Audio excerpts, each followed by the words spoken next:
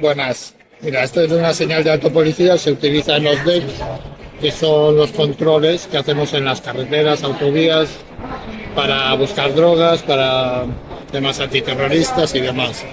Luces que se ponen también en los decks, el rastrillo, que es para si hay que inutilizar algún vehículo que se va a fuego,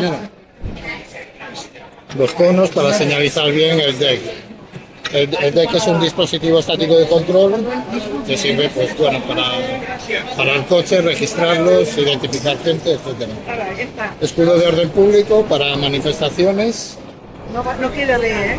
Escudo katana que es balístico para entrar en pisos y demás, y otro escudo balístico. Es el casco de orden público para manifestaciones también, o cualquier servicio que necesites un poco de protección. Chaleco antitrauma, espinilleras antitrauma.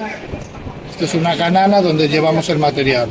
Esto es salvas para la proyección de objetos, gases, pelotas, chaleco antibalas, poderas antitrauma, y este es un casco balístico con protección para las entradas en pisos, básicamente.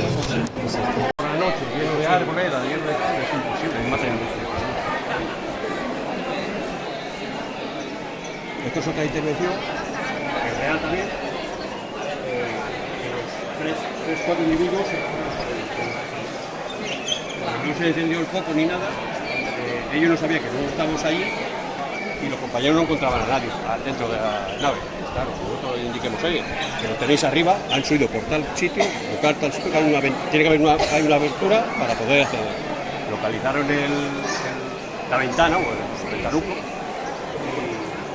ahí se por aquí. Luego se quieren esconder en un sitio, en un rincón, porque claro, los compañeros van para allí y los tienen por aquí. Anda, va para adelante, era oscuro, va para adelante,